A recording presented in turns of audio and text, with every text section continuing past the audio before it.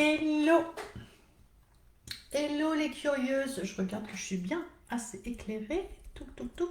Hello les curieuses!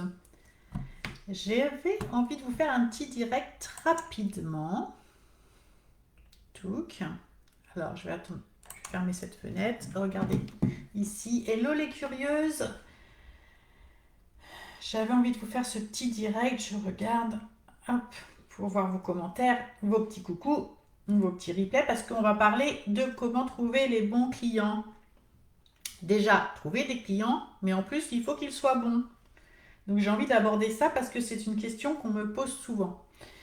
Euh, Comment trouver les clients? Et une fois qu'on les trouve, surtout, il faut qu'ils soient bons. C'est-à-dire qu'il faut que ce soit les clients qui sont susceptibles de vous acheter votre produit, votre offre. Donc, vos clients doivent être bien ciblés. Alors, la première chose, est-ce que vous avez des difficultés à trouver des clients? Déjà, si vous vous reconnaissez dans le fait d'avoir des difficultés à trouver des clients, est-ce que vous vous êtes bien assuré que vous avez parfaitement compris qui est votre client, comment il fonctionne, quelles sont ses passions, que fait-il, de quoi il a besoin, quelles sont ses problématiques. Est-ce que vous vous êtes assuré de bien comprendre parfaitement votre client cible, votre niche, votre avatar, votre client idéal? Et si vous le connaissez bien, est-ce que vous vous êtes bien assuré de lui parler? C'est-à-dire que ce client cible doit se reconnaître dans vos messages. Donc, si ça, c'est pas correctement fait, c'est une des explications sur le fait que vous n'ayez pas de clients. Si vous n'avez pas de clients, ça veut dire que quand vous partagez des choses, que ce soit sur votre site web, je vais fermer cette fenêtre, voilà, que ce soit sur votre site web, sur vos réseaux sociaux, dans votre emailing, vous avez peut-être fait ce travail, ce super travail hyper important de cible, d'avatar, mais au moment d'écrire, vous ne pensez plus à la problématique de ce fameux client, de ce fameux avatar. Donc, si vous ne trouvez pas de client, revoyez ça, reposez ça sur papier, c'est un gros travail à faire, vous reposez sur papier, ok, qui je peux aider avec ce que j'ai à proposer, avec mon expertise, avec qui je suis la plus à l'aise pour travailler, avec quel client je vais être à mon meilleur niveau, quelles sont les personnes que j'ai réellement envie d'aider. Tout ça, une fois que vous avez fait ce travail qui part de vous, vous devez faire le travail de ce client. Donc de dire, ok, ce client, il a telle problématique, etc. etc. Je reviens très souvent là-dessus parce que c'est vraiment là où ça pêche. Et quand vous avez fait ce travail, vous vous assurez que votre offre, votre produit, votre service, votre accompagnement, votre coaching répond exactement à la problématique de votre client idéal. Bien souvent, il y a un problème d'adéquation. Vous avez fait un travail de cible, vous avez construit une offre, vous avez des messages, et puis quand on regarde tout ça, c'est complètement incohérent. Donc, il faut que tout ça, ce soit archi cohérent de façon à ce que le client se reconnaisse. Il se dise, ok, moi, ça, voilà, ça l'a fait. Quand je vous ai vu, j'ai compris qu'on allait être en phase, etc., etc. Il faut que ce soit limpide, tout ça. Ça, c'est déjà la première chose pour si vous ne trouvez pas de client. Vous mettez ça en place, vous allez voir que les clients vont arriver beaucoup plus facilement. Maintenant, il y a autre chose. C'est que il y a des personnes parmi vous qui ont des clients. Alors, ce ne sont pas des clients finalement, ce sont des prospects. Il y a des personnes parmi vous qui ont des prospects, mais des prospects qui ne signent pas, qui n'achètent pas. D'accord? Donc, si vous n'arrivez pas, si ce travail de cible, de message a bien été fait et que vous n'arrivez pas à vendre à ces personnes-là, soit parce qu'ils vous répondent c'est des personnes qui n'ont pas d'argent, c'est des personnes qui veulent payer en X fois, c'est des personnes qui veulent que du gratuit, c'est des personnes qui prennent pas de décision tout seuls sans l'avis du conjoint ou de la conjointe, voilà.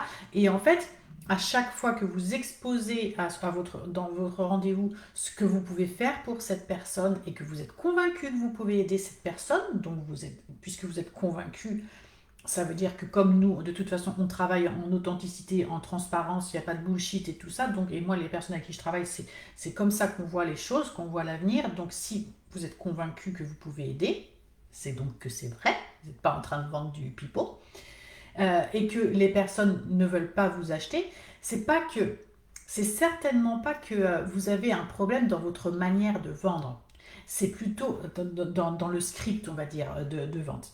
C'est plutôt dans votre façon de faire à vous, parce que euh, vous savez, c'est l'effet miroir. C'est-à-dire que si vous partez de l'idée que avec le tout gratuit sur Internet, vous allez y arriver, ben, les gens à qui vous allez vouloir vendre votre offre seront dans le même état d'esprit. Ils vont se dire, ouais, ben, de toute façon, je peux faire tout toute seule gratuitement sur Internet. D'accord? Si vous êtes dans cette dynamique je sais pas, de dire, je vais réfléchir, alors, normal, il faut de la réflexion, mais c'est toujours une réflexion de 2 3 jours, et puis ça le fait.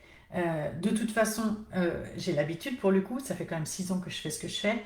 De toute façon, moi je sais pertinemment quand j'ai un entretien avec un prospect, une prospect pour le coup dans mon cas, je sais pertinemment que quand elle me dit qu'il lui faut 1 semaine ou 2 pour réfléchir, je sais pertinemment qu'elle n'achètera pas.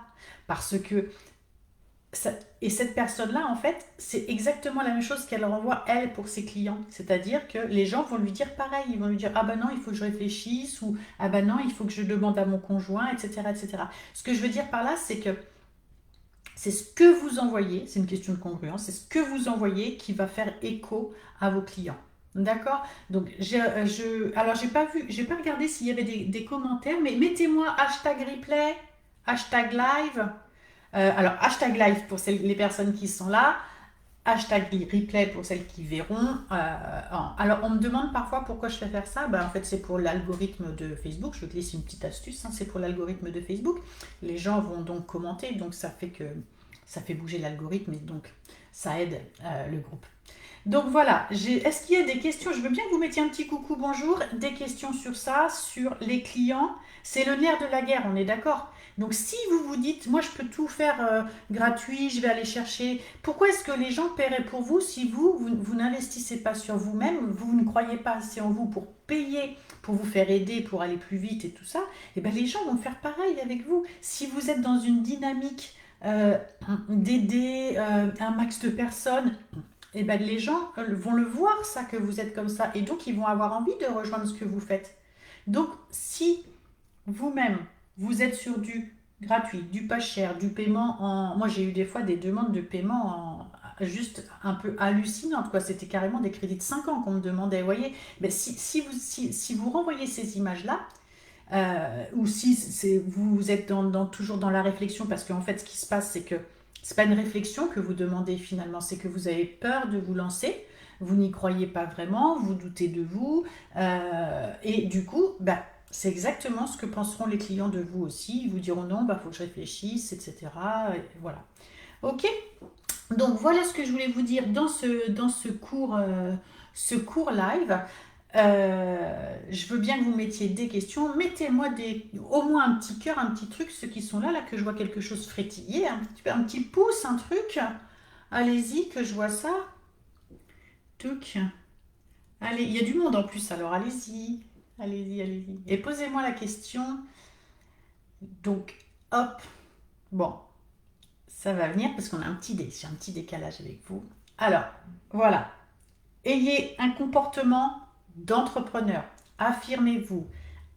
Et vous vous dites, si vous êtes une entrepreneur qui veut aider le maximum de monde pour faire changer le monde justement de l'entrepreneuriat, prendre votre place et tout ça, si vous êtes dans cette optique-là, adoptez ce comportement-là pour que vos clients adoptent le même que vous.